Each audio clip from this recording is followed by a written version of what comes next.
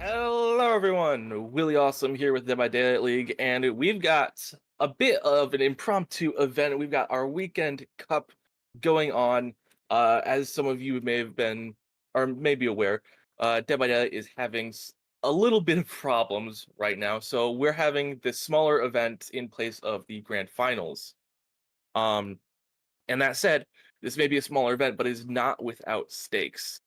And why don't I invite my co-caster Direwolf to tell you about those? Hello everyone, from me as well, thank you Will, and now I understand why you want to take intro, because we need this. Willie Awesome with the Dead by Daylight League. I instantly understood why. Welcome in everyone. As Will said, a very impromptu event. Big shout out to Savannah as well, setting this up here on the event management behalf.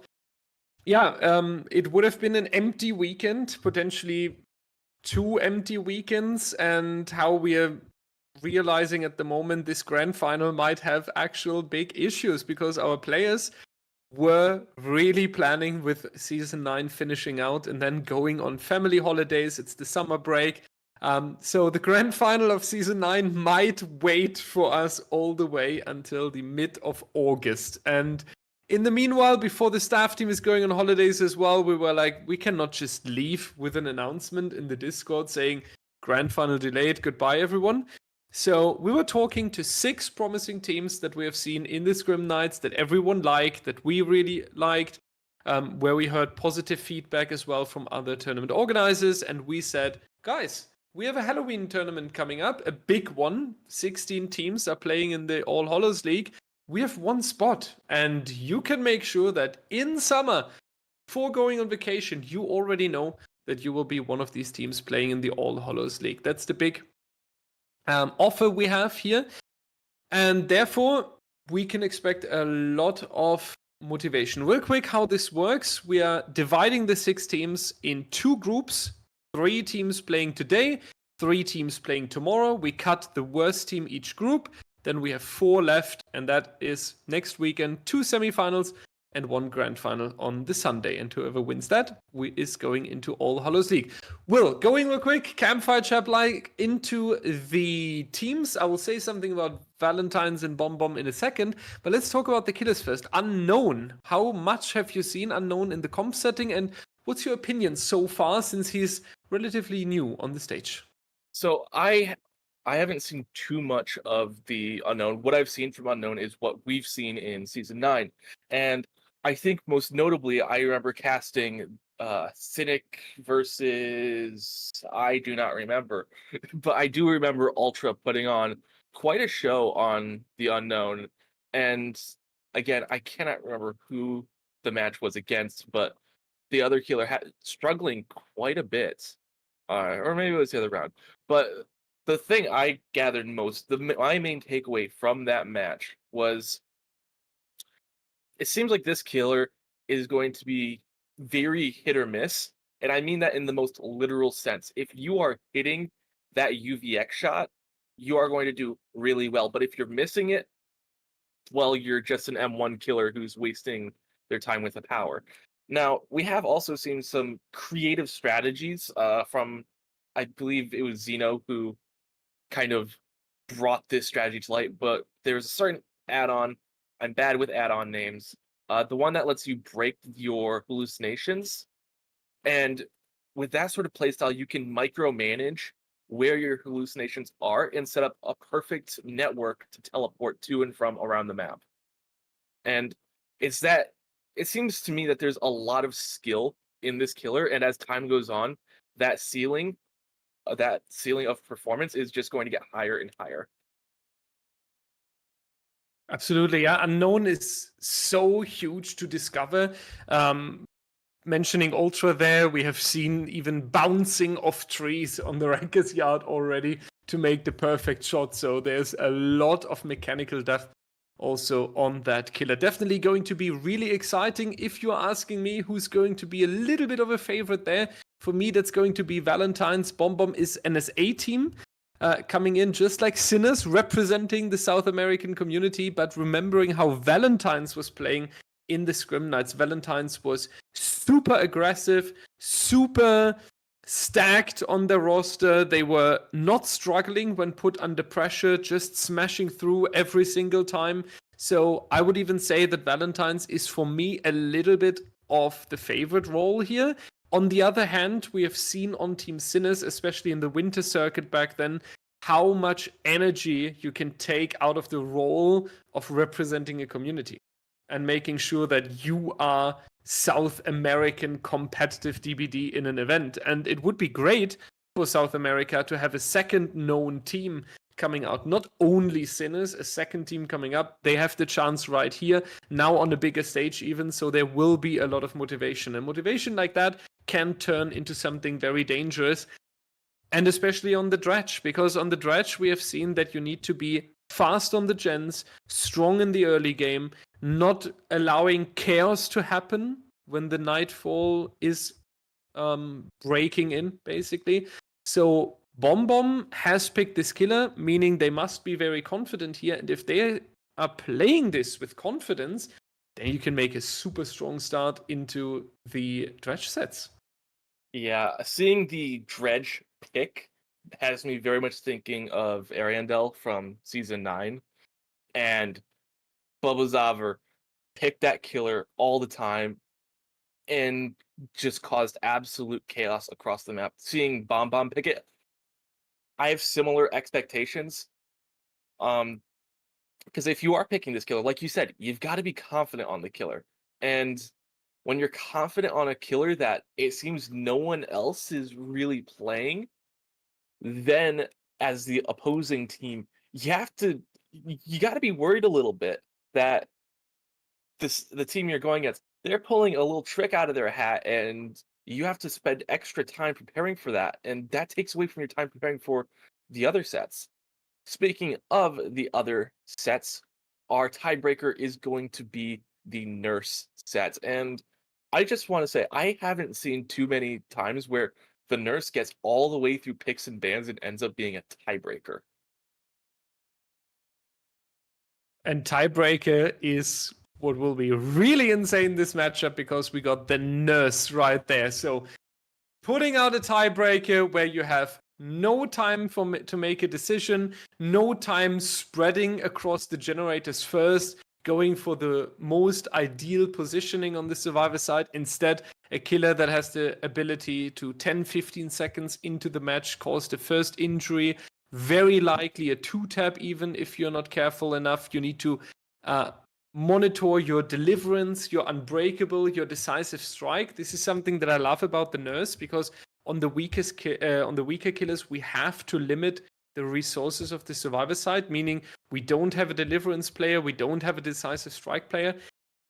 And deliverance is a tactical play, right? You can take someone as a bait, you can position the deliverance player further away from the killer, but especially when it doesn't work, then you see the true punishment of that, because having a free unhook or not causes up to 1 minute sometimes, with the rotation of a survivor coming in, then both survivors moving away into an area where they cannot be found anymore.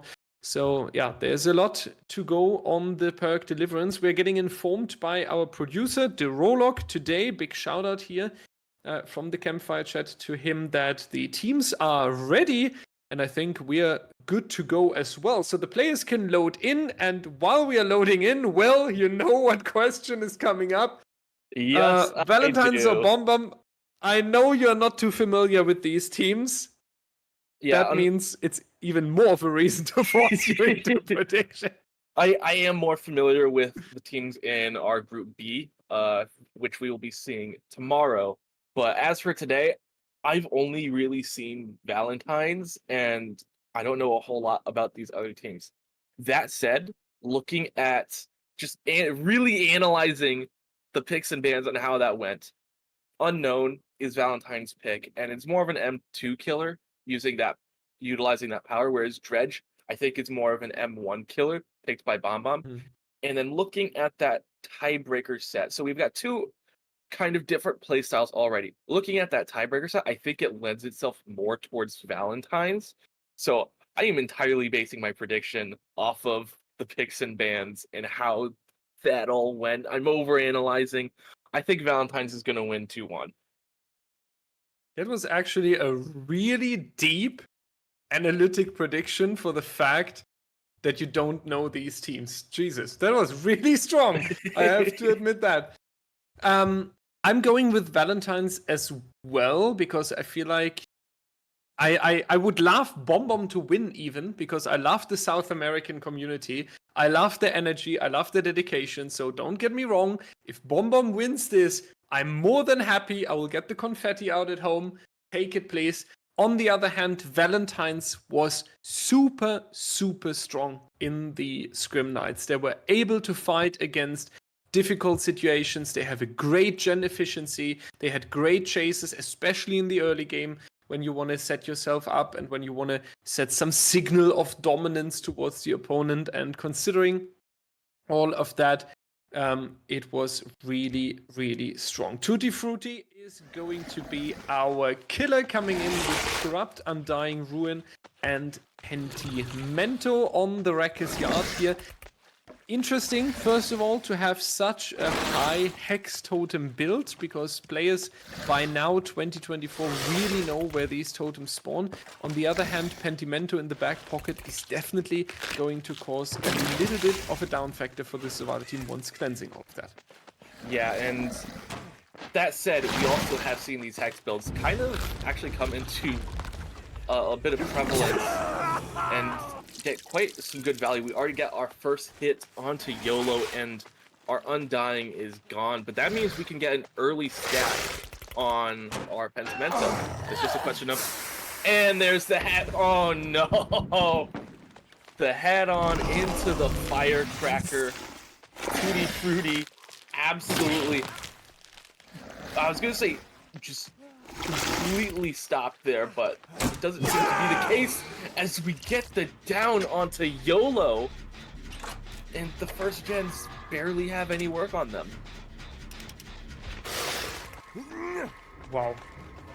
Wow, really huge to come in like this into the trial here. First stage we see here, survivors overwhelmed. BomBom just started the first generator coming in. In exchange, we already have that first hook stage right here. Hex Ruin doing a little bit of work once the killer is moving away from the hook, pushing the survivors off. Danke on the generator over here next to the truck, though, has 85%, but it seems like the unknown of Valentines knows exactly where to go. We see the heartbeat increasing, but then Tutti Frutti decides to prioritize the camp into the second stage here at least, which is understandable considering how quick you got that first down, but you are allowing the survivor team to get that first generator, and a snipe coming out onto T-Bit here. They need to be a little bit careful now. They're onto the generator because the unknown is recharging the power relatively quick, and we really don't want to have an unexpected injury here.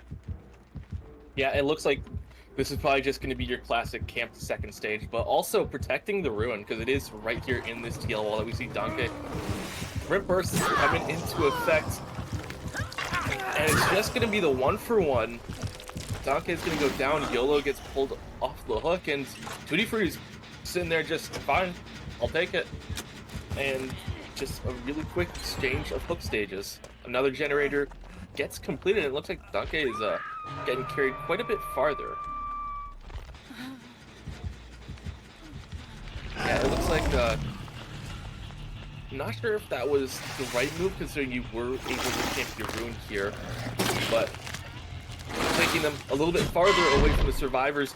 The teleport back from the hallucination after the hit onto Timid, and it looks like we might be going for the tunnel here onto Danke.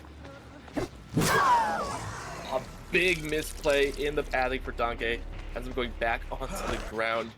And it's going to be the second hook stage for Danke, third hook stage for Valentines, and it looks like the survivors of BomBom struggling to keep up with that pace.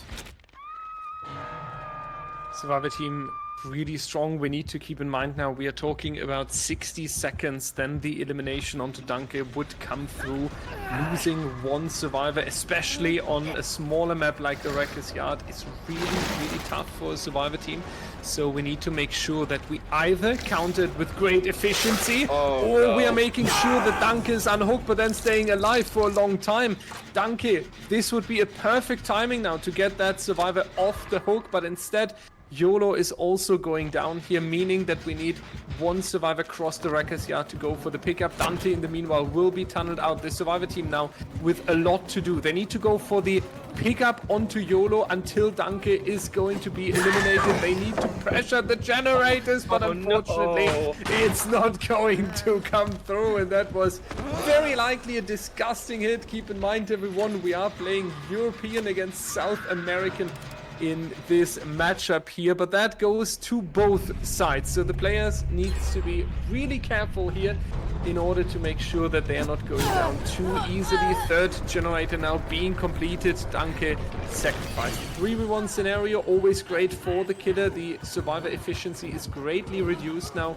As soon as one survivor is on the hook and one survivor has to go for the rescue, the third survivor in a chase will leave no gen pressure at all. Next survivor going down, that is Galo Fake right here at the pallet. Tibet and YOLO are staying injured, telling us that they are now trying to grind the generators as quick as they can, bumping some progress into the gen. 60% onto YOLO's generator. Tibet now in the next phase.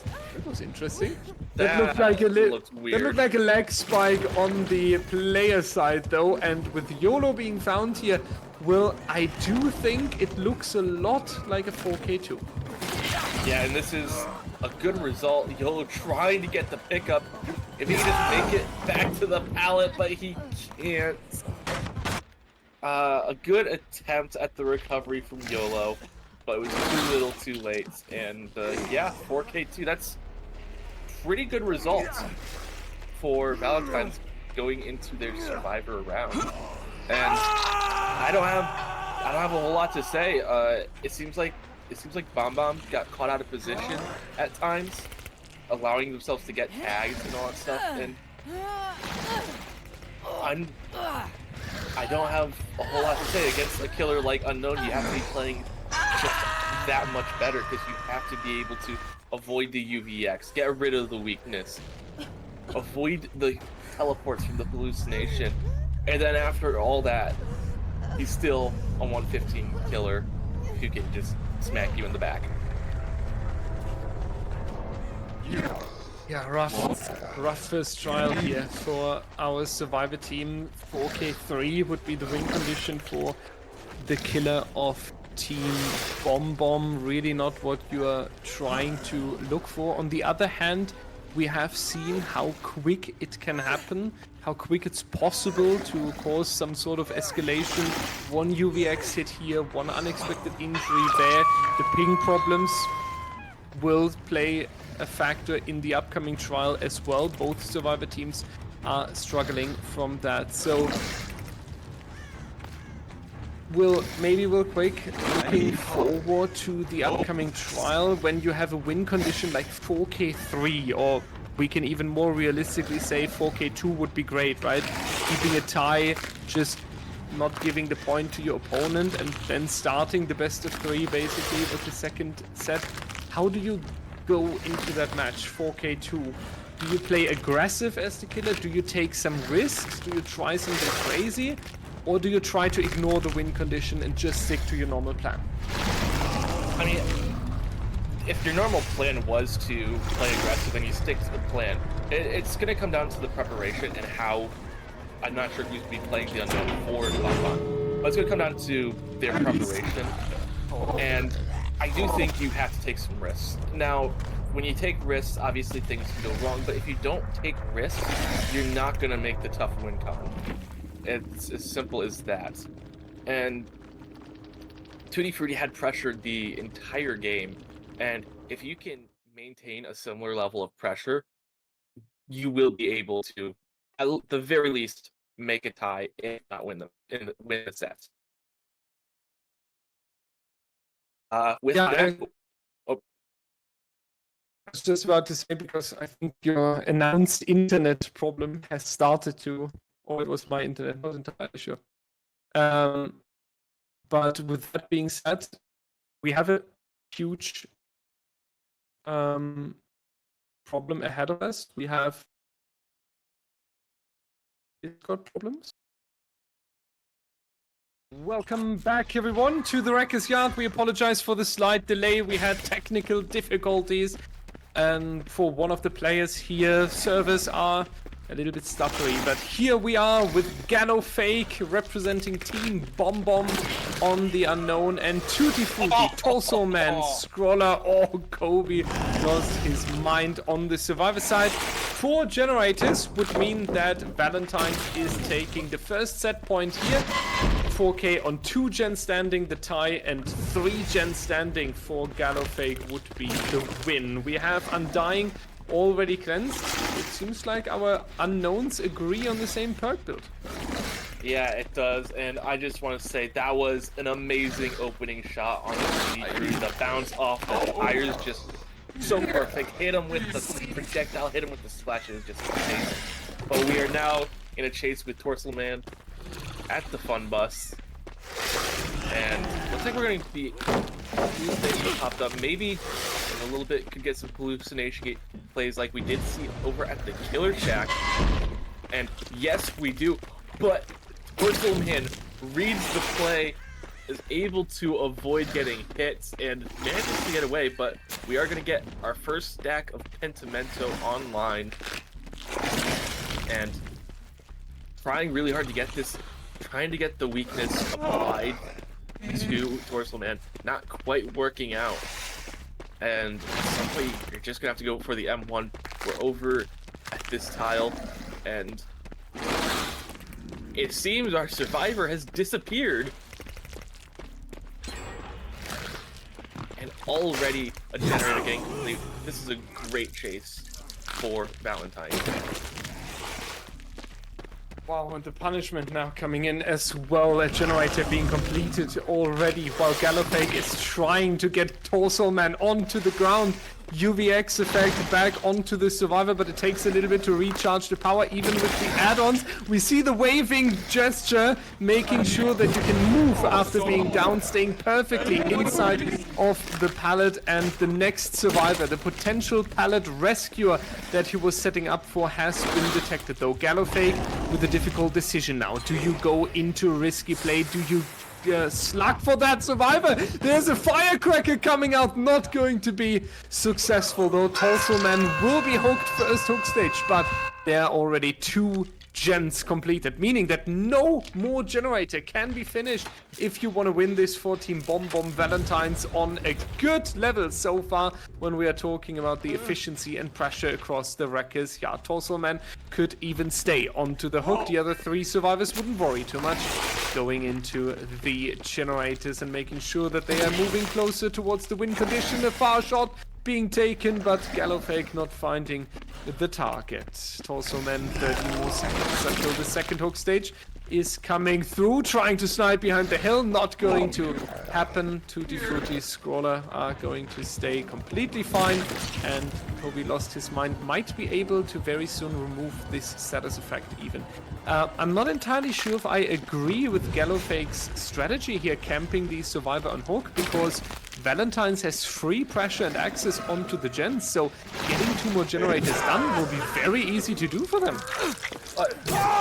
For a second, I thought they were going to go for the 2-man save with Kobe being there as well, but no, it's just going to be Tutti Frutti going for the 1-for-1. It looks like a flashlight save, maybe attempted. No, I was just wrong. But yeah, you're right. You can't really be affording to camp the survivor out when, if the survivors finish another gen, there goes your win con. Best case scenario, you could tie. And it looks like now we have Gallo coming out into the rest of the map, getting the hit onto Scroller. And it looks like going for the chase, not quite hitting the UVX shot. I think he managed to hit Torso Man with that one somehow. Maybe I'm just misreading the UI. But here comes the teleports. Second time's the charm, and Scroller goes down.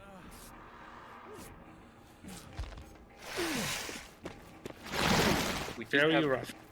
we do have the reset happening under the hook, and this means that the survivors likely aren't working on gens.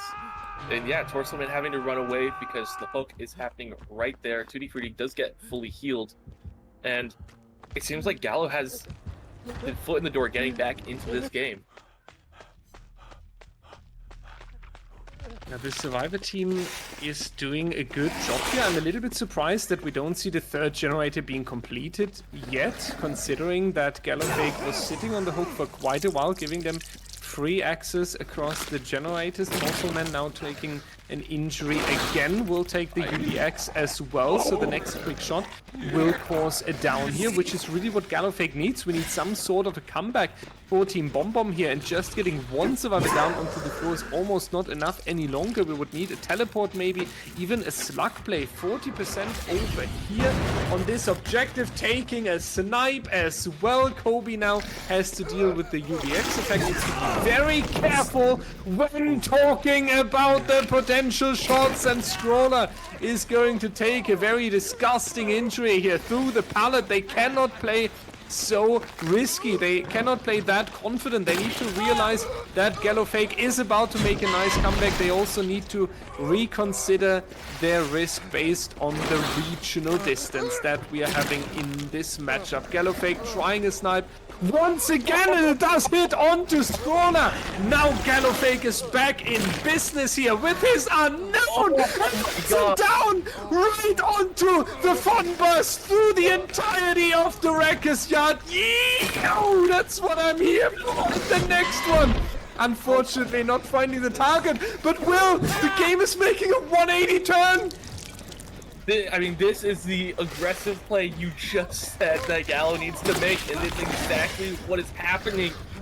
Like the game is just flipped on its head, and this is looking very winnable for BomBom. And a nice play from Torselman to avoid the UVX shot, but it doesn't matter. You're gonna eat the M1 anyway.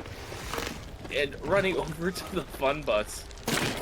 Once again, we know there's survivors over here because Stroller was just picked up off the ground.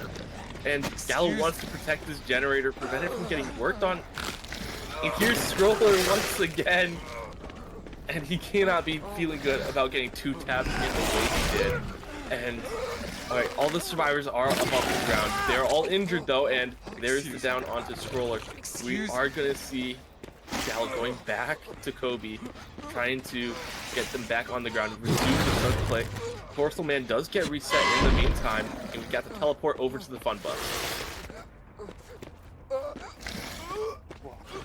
Oh, I'm still recovering from what we have just seen. Scroller still being on the floor. The survivor team smashing two generators, but out of nowhere they have to hide because the next snipe from Gallo is coming out. Well, we talked about the campfire chat, and we were mentioning Ultra, who was turning the Rackers Guard into a shooting range with his unknown, but Gallowfake is taking it to the next level here. This is insane, and this is not even the set they have picked. Keep that in mind. BomBom is playing the unknown because Valentines has selected that killer, and Gallowfake coming in super strong here, making such a comeback. He has one more gen to pop even, then we would talk about the tie, and I think after 4K3 it would be nice to even take a tie. You can still celebrate about that. Survivor team trying to get the pressure back into the generators, but they are still very busy with all the tasks that our killer is putting onto them. This is just amazing killer gameplay here. Yeah, and Gallo doing an incredible job taking the game back into his hands. He's playing with no perks right now as well. The Pentimento is fully cleansed, no ruin, no one dying. All that said, I do want to applaud the survivors of Valentine. I have no idea how they managed to recover, but they did, and that's impressive. We do have Torselman taking the hit in the meantime, and maybe seeing a teleport play coming out here soon. Torselman does eat the shot from the weakness. The teleport play does come through, but Gallo underestimated the distance. I'm not sure. Torselman goes down with a very well-played shot from the UVX, and we could see a basement play. No, it does not look to be the case. Going up on the hill, maybe? I don't know where this hook is going. We do have Scroller right here in position for the save, and Gallo does spot him out, and we are going to get a bit of a save. Does eat the UVX shot. It's hit with that weakness. There's the teleport. Torselman. Very risky reset, I was going to say. For the people. That is a for the people play to make sure Torselman does not get tunneled out, but the double UVX shot gets both of them. And now the survivors are in a really precarious position. Yeah, that's just crazy how these two teams are now bouncing back and forth. The good news is for sure, I was about to say, reaching the tie condition, but with the third gen, but the fourth one is coming out, and the survivor team, the Valentines, is making it clear it's going to be 1-0 in their favor. However, this didn't look like a strong, confident win at all. Gallofake from Team BomBom here, once again proving us his mechanical understanding, going for a perfect shot on the sideline of the fun bus, making sure that the survivor inside of the bus is still taking the UVX attack. And in the meanwhile, in the mid-game, it looked really much like Gallofake can turn the entire trial around and unexpectedly take the win even for Team BomBom. So this is something that Team BomBom will take away from this first set. They can tell themselves now, well, Valentines wanted to win this first set, they picked the killer, they got it, everything is going according to plan, but what we saw is we can be dominant, we can keep them under control. Gallofake potentially taking the killer role again in the upcoming trial will feel super confident after what he has just shown us. So there is a lot to work with on the side of BomBom. For Valentines now, it's important that they reorganize their survivor team here. We have seen them struggle a little bit in the mid-game, especially when we had multiple unexpected snipe, and this can happen during a Dredge game. One unaware survivor, Dredge coming out of the locker, unexpected down. You will face troubles like that in a Dredge set, especially during the nightfall. So we need to make sure on the side of Valentines that they are staying organized and they are taking all the potential of the team. Chemistry denying the grab. Their email will be sent to the developers by Gallofake after this trial, but it's going to be a pretty long chase now, showing us why Valentines is still taking this set here. Because when it's difficult and when it's important, they can shine. And they can shine not only with the efficiency on the generators, they can also shine with the individual looping skill. Play you wanted. Yeah, there it is, and that's going to be the down on the scroller. But well, I would expect that we are seeing an end game here, considering how many all four survivors still in the trial and how good they did in this chase here. Yeah, and Gallo just leaving 2D slugged on the floor. That's gonna get picked up very quickly. And yeah, as quickly as Gallo was able to turn this around, Valentines on the survivors turned it around just as well. A nice bounce onto Kobe, but I don't think it's going to be enough. Do we get the follow-up shot? Not quite. It does hit through the survivor, but Kobe was able to get rid of that weakness status effect, and the survivors finished the last generator. And it's going to be the hit onto Torselman, and I think Torselman is going to be the one to go down here. I believe Torselhead is dead on hook. Maybe, I don't know. It's a very strong performance from both sides, and admittedly, this game is making me doubt my prediction. My oh-so-confident prediction in Valentines. Mistakes may have been made knowing my prediction performance. The doors are open. Do we have a body block coming in for 2D Fruity? That is going to be the question. Torselman does get picked up off the ground. Body block comes in, but it might be too little too late. We do still have the weakness from the UVX. Not quite able to get 2D Fruity. Went for the shot out in the open, and it might have cost him the hook.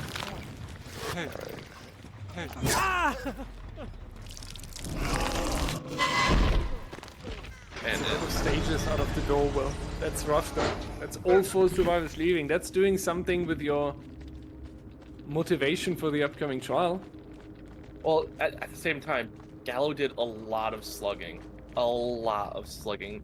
Admittedly, so, looking back at the match, maybe you should have hooked some of those Survivor instead of just leaving them on the ground. But at the same time, because of the slugs, you were able to just continue snowballing. All that said, we are moving on to BomBom's pick, the Dredge, and we're going to see what happens with that after the break.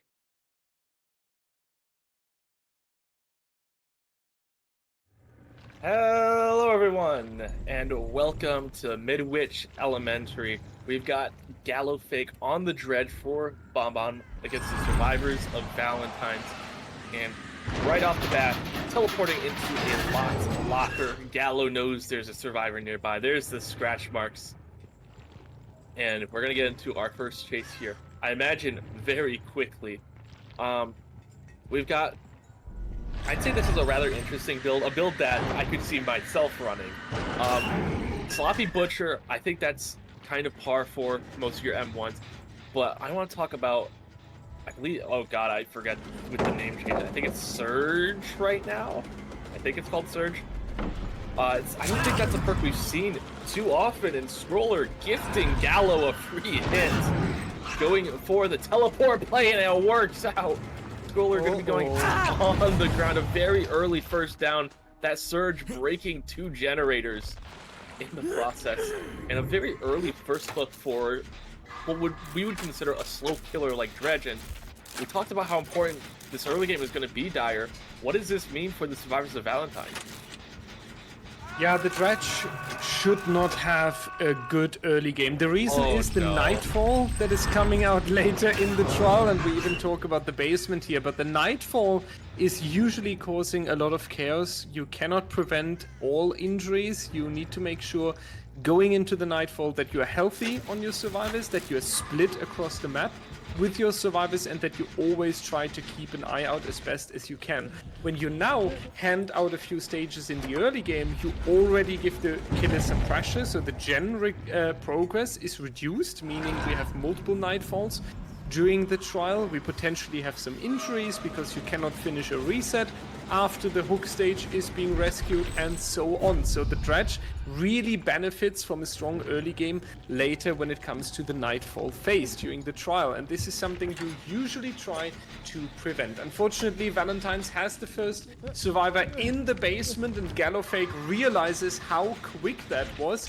meaning that we will see a little bit of a Guardians of the basement. Second hook stage is coming through, immediately pushing off Tutti Frutti as well, and with the Hex Ruin that will be very easy to do, and also leading to some regression. One of the most classic pallets against the Dredge, leaving the teleport spot there, but now deciding that he's going to try the locker teleport. Not going to work out though. Tutti Frutti is staying a little bit too confident here, but also a little bit overconfident, we could say, because that was an unfortunate early trigger of the hit, and that's going to be a whiff. Teleporting back though, realizing that Scroller was too long onto the hook, and the survivor team will move in for the rescue now. Great timing there, and now we all know what's going to happen. You really don't want to take the tap here. You will go after Scroller. You want the 3v1.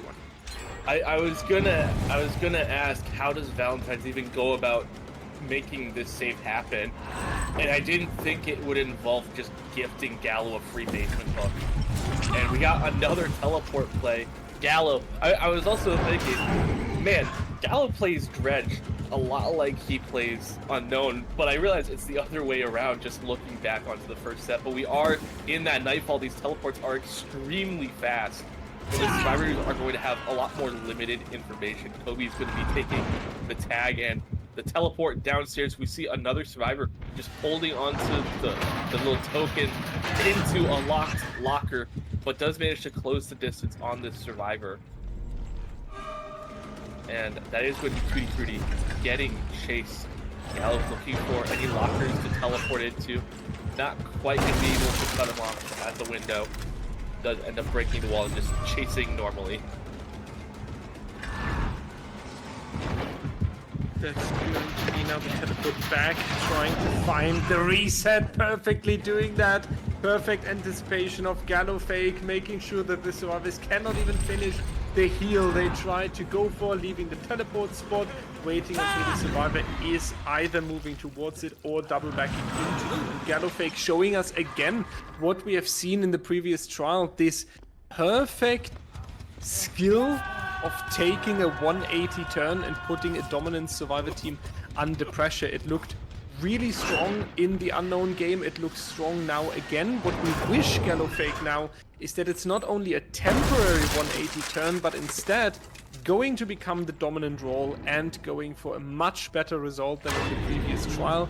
The difficulty is that the survivor that we have tried to tunnel out earlier is no longer to be found. So we didn't reach the 3v1 that we were anticipating because we were switching into the courtyard for some seconds, and then we spent a little bit too much time over there. So top priority now is either getting Kobe out of the game or finding Scroller again and then hard sticking to Adam and getting him out. Otherwise, with 4 survivors, Gallowfake will be struggling here. I will say it is worth mentioning, Torselman on the tap was slugged for the entirety of that first Nightfall. And it looks like we are going to get the tunnel onto Kobe, but was that borrowed time in the pallet stun? Gonna be buying... Kobe is just gonna get away. It's now gonna be Tutti Frutti taking the tag. That was some good survivor play from Valentines. I don't know if borrowed time might be banned. I'm not 100% sure on this killer, but we do have teleports coming around. Nightfall has set in once again. The teleports are even faster. We get the killer instinct that there's a survivor below us, and the scratch marks and the blood showing there's a survivor right next to us, and it's Kobe once again. Amazing ping on the window vault, able to get away just a little bit longer, but we are going to have the remnant mind game come in, and you can't escape for that long, Kobe. And it's just going to be the slug.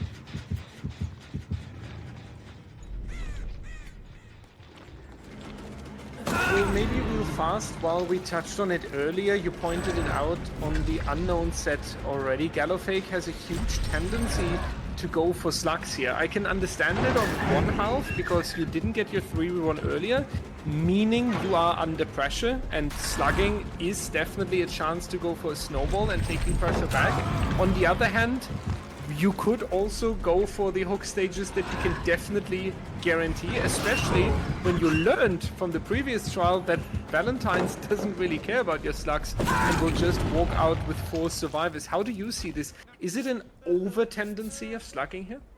I think it is. In some cases it works, but like, sure, you get Torselman, but that's a fresh hook. You could have had Kobe on a hook somewhere camping him out to death, force the 3v1, and now they're getting everyone's getting reset.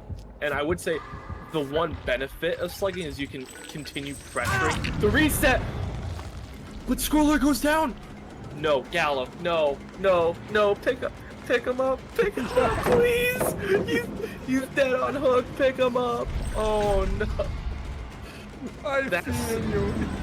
That said, with the slugs, it is currently a 2v1, and Kobe is just running as far away from possible, but Scroller gets picked up, and you lose the chance for a permanent 3v1.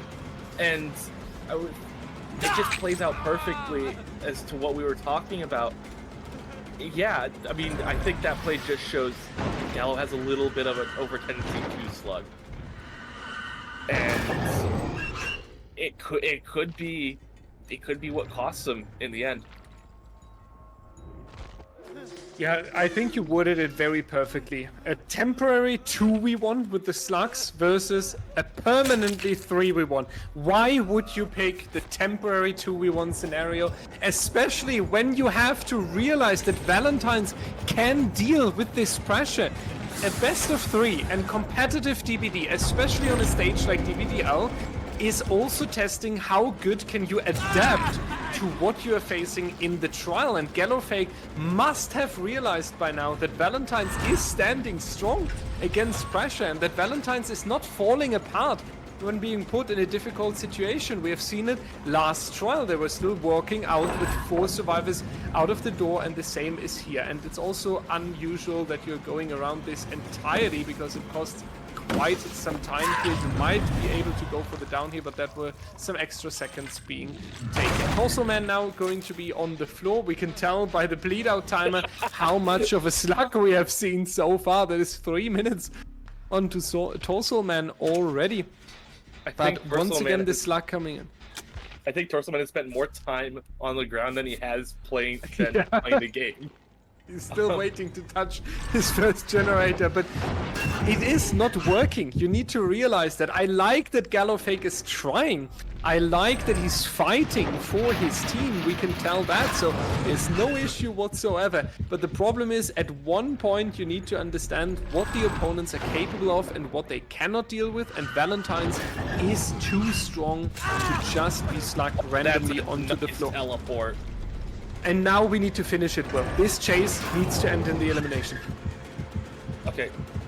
Yes. This chase needs to end with Scroller on a hook. But given the teleports we see, we're just at the very end of Nightfall, and it looks like Gallo is gonna leave Scroller. I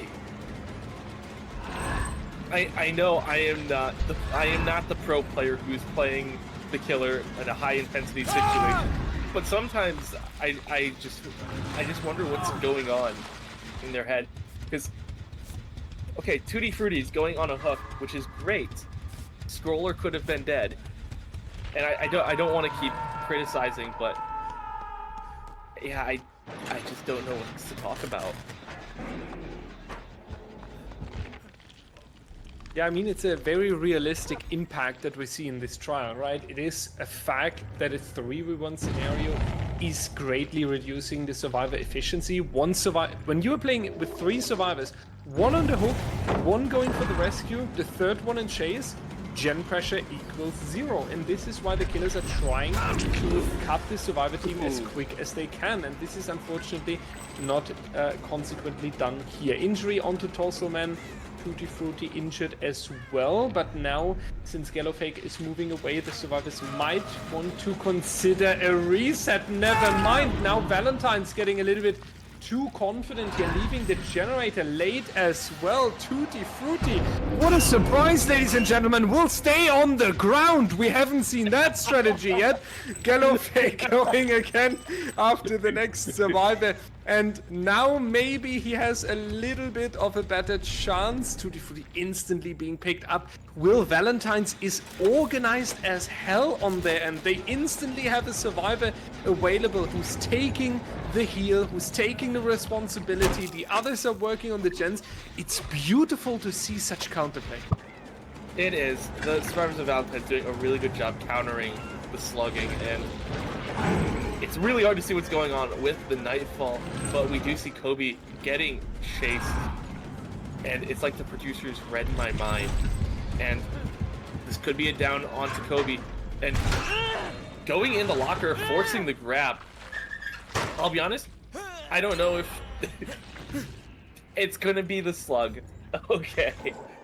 At this point, I get it, though. You have 1 generator left, and make that 0 generators, and these survivors, they're gonna get out. They're gonna be able to reset because Kobe is gonna get picked up, but the survivors are resetting up on the upper floor, and it looks like they're setting Tutti Frutti to get the door. This looks like it could be just a 3-man out. Yeah, it's crazy. It's crazy that we are talking about a 3-man escape when we had the potential elimination on 4 generators still to be completed. I know that I feel like we have repeated this fact quite a little bit, but it is necessary because this is a very deciding factor, and BomBom, especially if they are taking the set point here and we are going into the tiebreaker, then they need to take a little bit of a new approach from what we have seen in the first 2 trials. Valentines is too strong to be slugged. They are too organized, they are too efficient on the gens, on the heals, so we need a different strategy on that nurse set in case we are going into the tiebreaker. Dwight is going here right next to the exit gates. We're taking the injury. Gallowfake giving these two survivors a free escape out of the trial. Not what you're looking for, and all four survivors are moving out of the door. What a last second mistake coming through. Unfortunate for Gallowfake and Team BomBom. That was quite some stages that you could have kept in the trial. We're talking about 5 stages now, which is looking on the average that we can achieve from Season 9, for example, way below the average performance on the Dredge. And this is not what BomBom was looking for, being down by a set point. Yeah, I don't like just being critical, but it was the slugging that it's a problem. And I think it's mostly just the slugging, because looking at the other aspects of the gameplay, the teleports were amazing. The Remnant mind games were great. So the fundamentals of Dredge were really good. It's just some of that decision-making was questionable. And I get it. Some of the slugs were really good. You were able to get a couple slugs at a time, and you're able to pressure elsewhere. That makes sense. But there were times where you slug a survivor, and then you're just teleporting elsewhere to maybe find something. It just didn't make a whole lot of sense. And it ended up, like you said, with a below average result for Dredge. That said, I do want to end this off on a positive. Valentines did really good adapting to the slugging, and they were just able to keep people up all the time. And they looked really good on the survivor side. And we're going to see how they look on the killer side after the break. Welcome back, ladies and gentlemen. I hope you have your homework, because we are on the Midwich Elementary School. And is this the final trial of this first best of 3 of the Weekend Cup, deciding what newcomer team is moving into the All Hallows League 2024? So far, it's looking towards Valentines. They have the first set point, and they just played a 5-stage survivor game against the Dredge, and now it's on Tutti Frutti to get either 6 stages or 5 stages on 4 individual survivors, since that is the third win condition. And the killer Gallowfake for BomBom just had 5 stages on 3 individual survivors. Long loop over here, so Tutti Frutti is also pulling this unexpected attack, but letting go much earlier. And Gallowfake, who just used this technique in the previous trial, is falling for it, taking a first injury right here, but there is guidance a little bit, we could say, by ALS, making sure that the run is going to be a little bit longer. So far, it looks like a good organized survivor approach. Like to see that. We can only hope that they are using the time to put it into the chat. A little bit of a standstill mind game. Tutti Frutti not quite able to get the hit over the pallet. It's gonna be the same mind game. Does it work this time? And it looks like it will. And we actually, I don't know what to say about that. ALS just saw it happen too. But we do see a similar perk build from Tutti Frutti. We got the Surge. I'm hoping I'm saying the right perk name. Generator's already getting done. Nightfall is soon to come. And yeah, we got Surge, Sloppy Butcher, Ruin, and Pentimento, which I don't think we saw it. What a lunge onto Donkey. Tutti Frutti getting a little bit of a ping dip, it seems, and maybe some bad pathing from Donkey. He's out in the open. Does he make it to a pallet? No, he does not. And that is going to be another proc of the Surge. While ALS is just stuck in the basin. Tivit is working on Generator, so is Gallowfake, and it looks like they're just gonna let it go to second stage. Donkey, once again, it seems like we're having a slugfest from both sides. Tivit now getting chased in this classroom. Not a whole lot to work with here. It's gonna take the tag. It's going to sound like I'm the biggest fan of Valentines, but I do understand why Tutti Frutti is slugging, because you have a win condition now of 5 stages, which is Oh no. Way below the average that we've seen in Season 9 and very doable, going for 5 stages throughout a dredge trial on the Midwich Elementary School. But when you are playing for the best possible performance, then you want to get a 3v1 as early as possible, you want to take stages that are guaranteed. So Tutti Frutti is playing on a little bit of different conditions. He knows how many stages he needs, he knows that he already has 2 of them.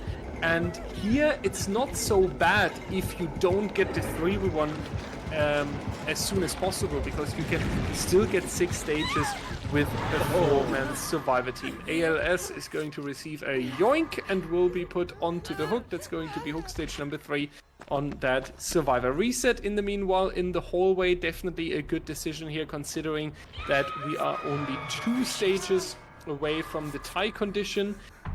But that also tells us, Will, that we need a very strong performance from now on, that we need to make sure that we are putting a lot of efficiency, a lot of progress into the generators. And yeah, Danke in the next chase here, and this needs to be almost a 2 or 3 minute run. It does, and the difficult thing about that, though, is the first 40 seconds are going to be spent in Nightfall, and it looks like Tutti Frutti doesn't even want Danke, wants to go for the injured survivor. I believe this is going to be Tibbet here that we're chasing now, got the killer instinct on them. And just running down the hallway, just hold W key to get to something, and it seems like it's working. Tutti Frutti is going to teleport down to the bottom of the stairs, but that locker is actually going to... It looks like it's actually going to save Tibbet from going down there. Manages to make it back up the stairs to the pallet. We're going to have a bit of a remnant mind game. Not quite going to work out, but Tibbet goes down anyway.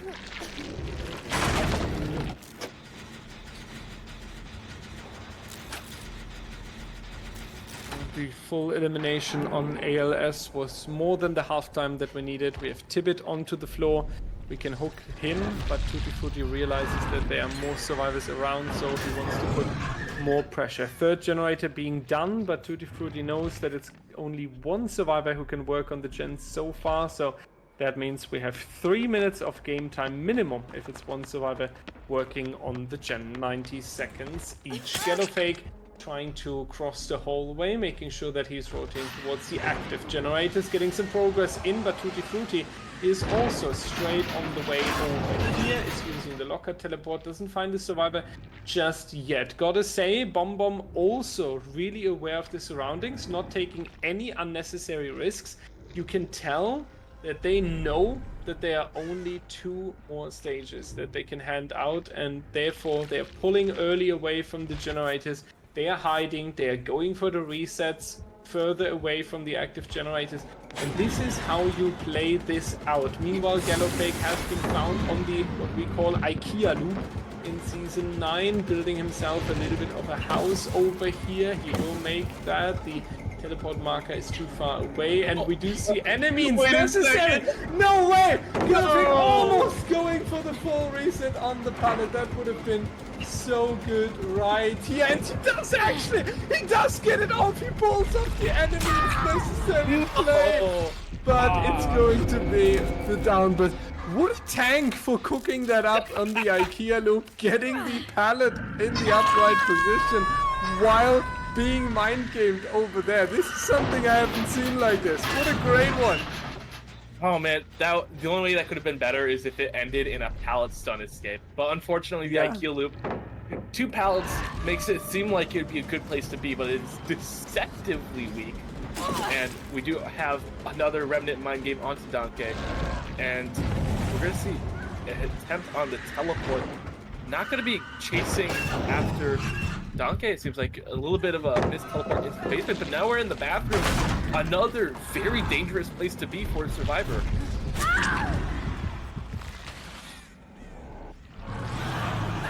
Just unfortunate positioning there from Danke. Yeah, this map has a lot of places you do not want to be caught out if you are playing as that survivor, and it looks like we got Tibbet getting in position for the stage, sneaking around in the administrative office. Gallowfake now getting chased over in I believe this is the library area. Oh no, gets caught on the book cart, goes down under the pallet.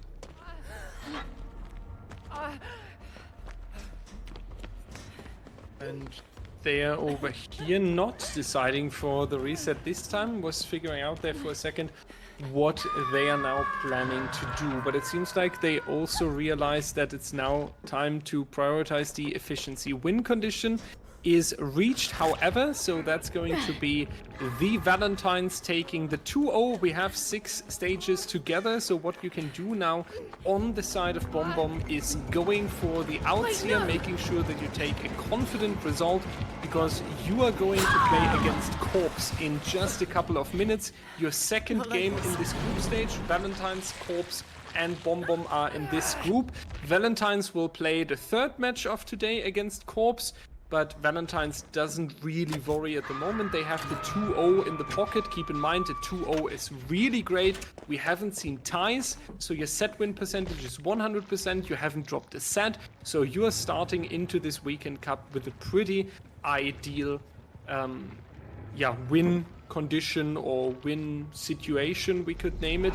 On the other hand now, as we pointed out, Gallofake and Team BomBom really under pressure. They just lost 2-0, so their match against Corpse in a couple of minutes needs to be really strong. And how you do that is you're making a nice reset now, a nice recovery with your Survivor team. You're taking some outs, and then on the Survivor side in the upcoming match, you're much more confident. Unfortunate though that Danke is just going down onto the floor here, and Tutti Frutti also wants to collect some confidence here for his upcoming match later today. A 4K would be really great, and what a nice move there, going through the locker and then taking the killer instinct to anticipate that there's a survivor at the pallet. Danke is now also leaving that pallet, indicating there will be no one around. Will, now we have a little bit of an impression here. You have seen Valentines, definitely one of the favorites, I would say, for the Weekend Cup. Really strong play.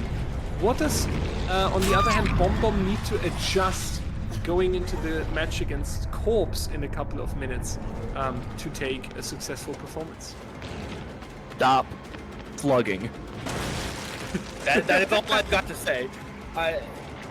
Because yes, Valentines did play better on the Survivor side, but if there isn't nearly as much slugging, okay, Tutti Frutti's making me a little dizzy with the spinning. But if you don't slug as much, if you slug mindfully, so you're thinking about when slugging is good and when not to slug, just that little switch in the decision making, and I think this team will do so much better in their next match. And that's all I've got to say. Yeah, hopefully. I mean, they can do it, right? They have shown us they have a strong killer, and they are very strong on the mechanics. They have really presented this to us.